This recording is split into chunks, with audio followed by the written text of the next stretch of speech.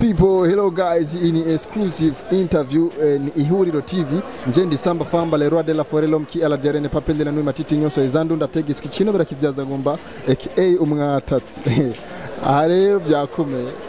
byakomeye cyane aho dusanzwe dukora n'abantu benshi abanyimana bo ngaha mu gihugu cyacu Burundi aho dusanzwe abakinyi b'amareresi n'abakinyi b'amakomedi hamwe n'abaririmbi aha rero turi kumwe na kundi ibica bigacika muri cinema yitwa Apporte Bwenge aho dusanzwe dukorana nabo cyane kuko n'abantu bakora cyane kandi uno munsi twabagendeye kandi aho twasanze ahantu nyene nkuko tuba tubasanga bariko bikubitamo ibintu umwanya wose bariko barajya sinzi amafaranga bakura ko uno munsi twabasanze bose rero ari abakinyi ba Apporte Bwenge kenshi dukunda gusanga bari kumwe n'ubarongoye asanzwe yitwa Apporte Bwenge tangure nawe idondore kwaza niyo kwidondora twamaze kumenya kenshi gusa kimwe cyo yo baramutsa hanyuma tukakora ikiganiro twitonze tumeze neza ariko no munsi mvanga hano kuri mama ya mahera buri munsi ndabasanga bariko barajya nta munsi ndakora nabo ikiganiro batako barajya kandi bagiye ibintu bizimve gusa ariko no munsi mvanga mu 10 na 2000 Apporte Bwenge meze neza utaravuga numvise ko shaka 2000 wapfutse ko ukeneye amafaranga iyo ni avase kugira ubone nza kuko igihumbi n'amaceni 9 duhejeje ikiganiro ego navyungiyemo je hanatahanye jana merci sana asigaye igihumbi n'amaceni 9 ndakuye kwa Apporte Bwenge ariko nawuhanyica hawe gusa merci sana tubone ikiganiro gusa wibuko wasigaye igihumbi n'amaceni 9 igihumbi n'amaceni 9 man ndayibuka ubundi twe twarihaye ni Apporte Bwenge vraiment umunsi muntu ndabayagiza musige mukora neza mubica migacika cyane cyane iseri yanyu isikira cyane yitwa amaraso y'urukundo mbe yaje kuri amaraso y'urukundo ninde yazanye idea yo gukora irya sinema nawe ntuca wumva aho yaje mura uwayizanye baratsanye ide yazanwe n'uyu jama turi kumwe ngaho ayizanye ndayiga ko hama ndaraba ivyo nkosora ndayishira ku murongo mbe nizihe mpambamye mwahuye nazo mu gushutinga irya sinema kuko nabonye mwakoze ibitangaje amafaranga menshi mwaradepashije amahera menshi nizihe mpambamye mwahuye nazo iryo filime yatwaye amafaranga menshi ku buryo nibaza mu Burundi ko atawurakina filmu yatwaye amafaranga nk'ayijya yatwaye abazoravye igice cya mbere n'icya kabiri nibaraba icya gatatu bazosanga cyakiniwe ahantu kiriri mu nzu ya mbere mu Burundi ngombye kuvuga ngo ijya yatwara intambamye twahuye nazo nizo kurondera ibibanza kuko twasanze abakinyi ba filmu mu Burundi uzosanga kinari ari boss acaje gukinira mu nzu y'amatafari adahiye canka aje mu ntebe zaje komase rabye no kuvuga ngo twahuye n'intambamye zo kuva iyo tuba mu Nyabugete mu Ruziba tuza gukinira ikiriri izindi tuja mu hafi ku kibuga c'indege byaratugoye cyane kuko byadusabye amadepanse maremare ariko twari twiyemeje kubikora nizo ntambamye cyane twahuye nazo kindi barimo baradukurikana ku Ihuriro TV ari wumva gomba hari abantelefonyera fa passe ngo mbe no bafashiki wumva agomba kudufasha twe dukeneye ka ibyuma amakamera n'imodoka yo gudeparasa abakinyi nimba uri kuranyumva wowe wabinsabye no wabimbajije n'abandi mwumva mwo kwifuza ko twokwita manager dukeneye imodoka yo kudeparasa abakinyi n'ibyuma ico nico dukeneye gusa ibindi navyo ibikorwa muri Apporte Bwenge turabifise okay bavuga yuko abakinyi b'amareresi basigaye barogana muri no minsi kubivanye n'ibikobwa biko barakora umwe ashaka duge ku rutundi uwundi agashaka duge ku rutundi hanyuma ava passe twarakoze ikiganiro uvuga kuvyerekeye gasore hamwe na bidondoko bako bagira komedi z'uburofa zitigisha komedi z'induru hama kuva rijya jambo gushika ubu nibacyumvikana nibakiboneka muri industry ya komedi mbe woba wakoreye ko cyane ko numva abasene murogana cyane mbo hama abantu benshi bakoresha ico bita inganga mbe ni woba wazikoresheje mu kubapoteza abantu kuko nibacyumvikana kandi ubundi gasore canke bajya ba bidondo ikintu nakunze n'umuririmbyi hari indirimbo yaririmbye nkunda yaririmbye avuga ngo kama basu na mwingine nifanye basi namba 2 kama wewe na mwingine yo kila nikikuona na dondado kusogelea pena neshenda I love you mama nareka kwirirwa araja gukina komedi akinari ndaye nave muri game ya komedi aje kuba umuririmbyi arabishoboye zijya ngo generecha ndo huyo anapendeza hasegoteshe nagenda bandanye hanyuma nimba naho yananiwe nagenda sezere kuko ndemera cyane umuntu bita Big Fizzo agenda mu byati Big Fizzo naravuye mu isi y'abaririmbyi kuko ndamwemera nk'umuntu atwara abaririmbyi mu Burundi Big Fizzo aracara uwa mbere Santubi kuri Big Fizzo n'umwana Santubi n'umwana kuko Santubi atanguye inyuma ya Big Fizzo kandi Santubi nubwo yoja hejuru gute nawe narashoboye mugabo aracara umwana kuri Big Fizzo niyo bishaka zogenda arabe indi mivuga ngo gifunguri ya nyuki usitowe ndoki canka arabinde ngo nakumbuka jana pesi lipo kwishuri anza kuzoa noma mbele yawe njio china rangu kalichoma ngo fari yazifala kabwela hana pakura mani apote byengu befite indi mano yo kuririmba ana pakura na kurara murana hoi kitimbai harafai anakwenda chini anaenda anatoa majani pesi lipokwisha ulianza kuzoa noma mbele yawe njio jina langu kalichoma ngofali yazi fala kabwela hana pakula na kulala mlala hoi boy gitimbai halafai nilikaa chini sikujua nifanye nini machungu na machozi yalinijaa tu moyoni kula sikutamani kulala sikutamani kwa mambo yonifanya siyekuwa na hesali hinga nilegupenda sasa nasema pasi nasema nanda tabe yako siyiwezi owe give me a love okay owe give me a love ni owe give me a love unia porsa byengi asanzwe tubwiye ko azi ikingereza cyane akabazi indimi nyinshi yawe tubwiye ko owe give me a love owe give me a love cyo ni kingereza bisobanura ewe genda mu rukundo owe give you a love suko nyene ndibaza ndumva urikora gerageza aho winjiriye muri ko iriko biraza aba porte bwenge bidondo ubu byanse aje kagusaba aba porte bwenge sha muri club yawe wumwe bidondo twaranakinanye ari hiyo twakinanye unyuca kuri YouTube uzosanga iyo twakinanye ndumushefu yarankoresheje ikosa rikomeye avuye nakinye jewe ndumupolisi ndumukomiseri ava gusambana kaza kumbwira ngo nze kumufasha kuvubesha umugore wiwe ko namufashe adafise karanga muntu rero ngira ngo nibyo gusa ngiye sanga mani byaguma kina byose nuburaya gusa nabandanye n'indirimbo gusa nimba yananiwe nace muri Wetu Company ndamufashe gusohora indirimbo nace muri Wetu Company ndamufashe gusohora indirimbo yahora akorera muri Wakarayi TV ndiko ndabona Wakarayi TV iri muzigenda Wakarayi TV iri muzigenda none mani we ntumaze iminsi ubona kuva kese agira agisida ntumaze iminsi ubona ibiganiro mani gushika ubwo n'umujournaliste yakoresheje aza kumwishuza arinda kuza hamagara ikimenyesha makuru Umukubito TV abaza aje kwishuza amafaranga yiwe atamuhaye barandi bose bamwishuza none uzi bawe tucanke shetu baziye nka Yesu w'ibinyoma abo bitwa ba Pipiro bose ko ariho bari ntuzi ko bose bagiye daga mana makuru ya industry ndayakurikirana nawe nuko rikoso uzumva ndarivuga muri interview uko ndabikurikirana cyane we give me a love nakumbuka mama aliniambia siri masikioni mwanangu kwenye penzi lazima uwe makini mapenzi ya sasa si kama yale ya zamani merci okay tuvuganye byinshi na aporte bwenge umuntu wa mbere afise ubwenge mu bakinyi bamasina mu Burundi asanzwe akora bigacika aho twaganye byinshi kuri we reka tuje ku bandi kugira tujane n'umwanya kuko uwo mujama aratera inkuru ebane hamwe umwishinze usanzwe umaze nk'imyaka 2 uri kumwe nawe udataha muhira ariko tujinga ku ruhande rw'iwacu turiko n'umukinyi we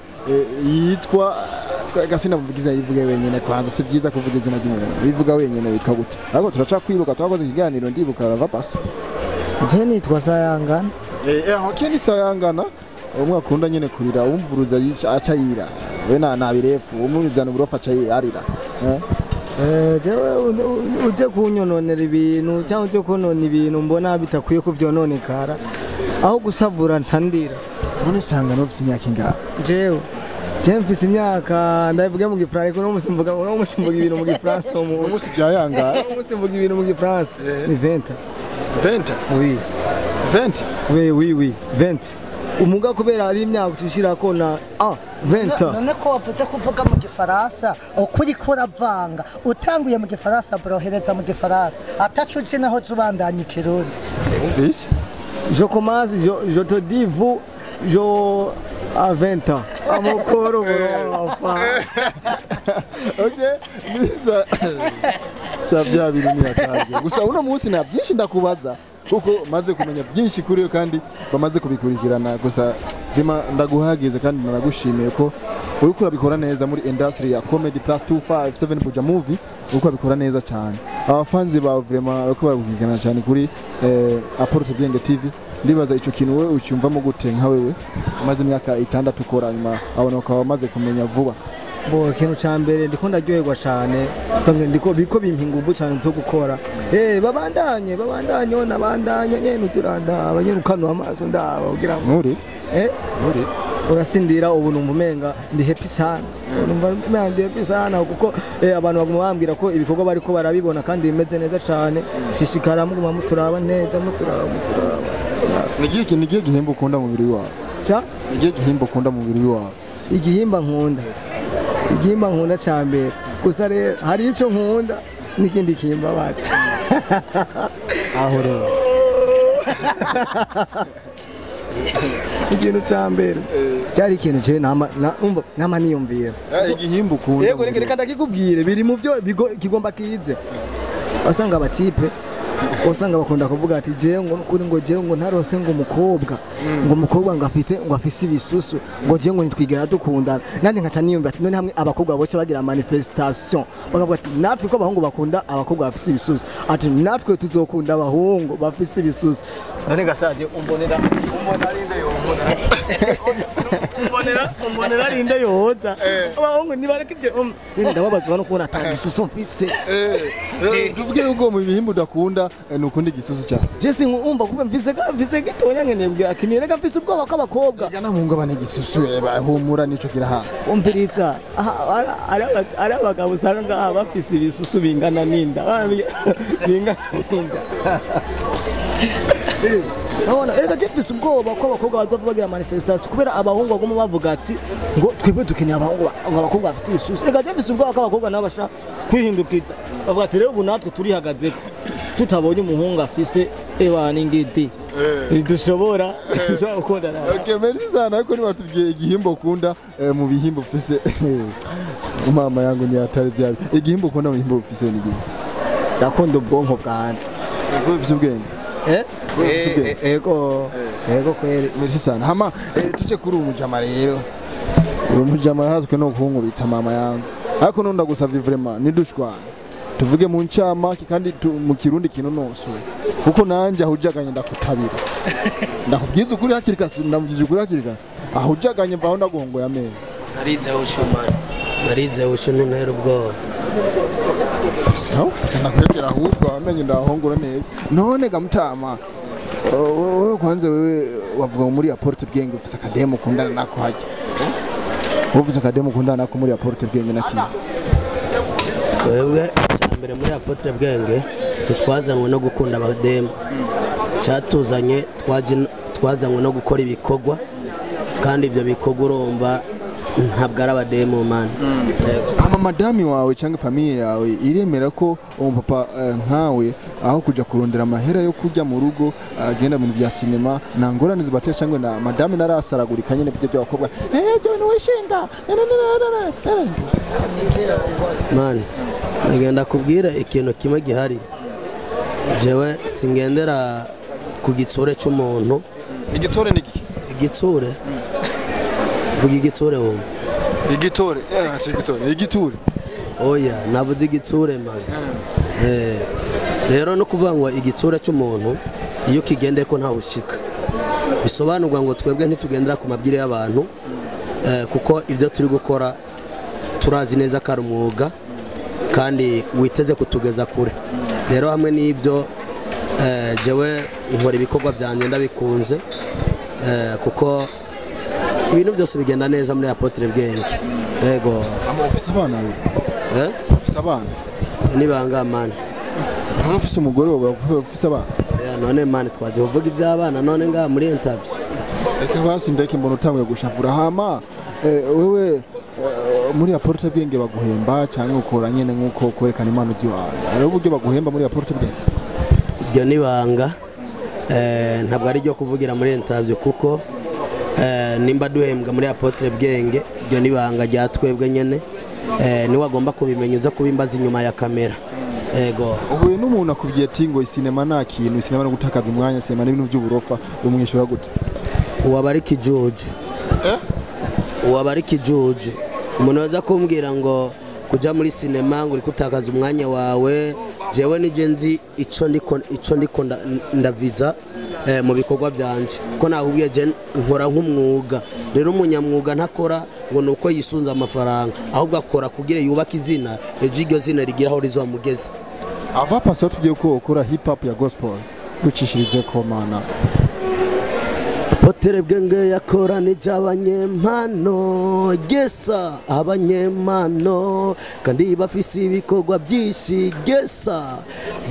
famba yarabibonye gira ubwoba nawe aratangara agomba kumwe atakagira ubwoba gesa wengi walifikiri kwamba kwangu sitapata hawajui kwamba kama wetone Mungu ukimsigirana kupu nacho penafati gana kupu nacho taka gewe famba tekereza kandi utekane gesa Apotre Bwenge yakoranije abafise impano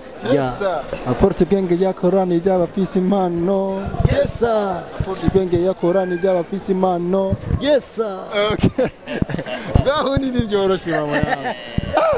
abaje bafise impano tsoke kuri president warongoye n'abakinyi basanzwe imani bose n'aba hip hop men aho batubwiye ngo go away give me ro okay merci sana twateye inkuru kuri bo gusa iki kiganiro na byinshi tubarondera gusa tuko twatera inkuru tumenya nuko biyire kuko kenshi tuba dubasanga ahantu nyene aki VIP hano bicara abantu baba boss nyene basanga nabo aho biteretse mbe muri ahantu nkabo muvuye cyangwe nuko muba mumeze mu buzima bwa misi yose twebwe aha dukorera ha muri ville dufise ibintu byinshi duhakorera kuko muri Apotre Bwenge twebwe ntidusega tukora utwo dushoboye duke kugira tubeho ngombye urabona ko nabo mfise batagase uravye nka kameramana karaburiya mu kobwa ari hariya uri kujya mukobwa kwanza uri kujya mukobwa ngira tagase uri kujya ni murabe hirya yejo murabona ko muri Apotre Bwenge n'abakobwa dukinisha baba basa neza bishoboka bigaragara ko muri Apotre Bwenge dushoboye ko keshi mu muri muhebwe gusa abandi baba bari he mbo hama twebwe keshi bari twebwe gusa abandi baba ariko barakora ubuzi butandukanye harimo abaganga nk'ujya Kavubu ni umushoferi uriya nawe asanzwe afise ibindi akora byo mu mutwe n'abandi ni ukuvuga ngo n'umuje amakuru iki uwo n'umunyeshuri ahetse uyu mwaka mugabo naheza nawe azoca abona ivyo akora kuko twe ntidukunda indera amaboko muri team Apotre Bwenge ama nongera amenyesha ariko adukurikirana mutibagira kugira kaga kengeri mu fyonde subscribe kandi ni Ihuriro TV pick up kuko maragerageza kwegeranya abafise impano kugira mushobore kubazamura Hamisi ndavuze ngo ndagukuriye po musaza komereza ngaho kandi ibyo ukora Imana iguhezagira okay merci sana merci abakozi ba Ihuriro TV merci n'abakozi ba Apotre Bwenge uno munsi na gifaransa ndavugira mu mvugire uno munsi na giswe ndavugira mu mvugire tugiheze kiganiro ukunyene kandi merci cyane ku mwanya mwamaye kandi muhora muma Imana ibanzigamere kuko dukora tubateza imbere mukora muduteza imbere twese turakeneranira muvyerekeye cinema cyangwa muvyerekeye industry plus 257 Buja Movie hamwe na Buja Media hama ndabashimira abakozi ba Ihuriro TV ndabashimira abakozi ba Apotre Bwenge tuje kuri YouTube zabo dutangure kuri Apotre Bwenge nyene cyangwa mutangure kuri Ihuriro TV mwandike ko Ihuriro TV cyangwa andike Apotre Bwenge mugire subscribe like share na comment amanje ndi Samba Famba le roi de la forêt l'homme qui a la dernière papel de l'anima tite nyoso ezandu nate giswe kino birakivyaza ngomba aka mwatasi aho tuheje kiganiro cyacu nyuma kamera ni Beni ama tuzize rasi rimwe rwasize gusa rimwe dusutuma Yeah, hama. Bye bye bye bye. Bye bye bye bye bye bye bye bye goodbye good night. Good night. Kubera turaza gushika no mwijoro good night. Ndabasezeye kuko sinza kubabona good night. Okay, naho yeye goodbye good night. none wowe ko twabonye twavuga Bye bye. Good night. Good night. Yeah. Au revoir. Okay, saba bien. Naho nyene goodbye good night. ndabasezeye mwese mutibagira subscribe hama ko umuntu yifenge mutibagira ko dukeneye umuntu adufasha tuzokwita manager. Ndagusaba ikintu apporte bwa. Suramo subscribe witonze atakunyarutsa. Buke. Okay. Subscribe. Okay. Merci ça. Ciao ciao tuzosubirana hejo inshallah.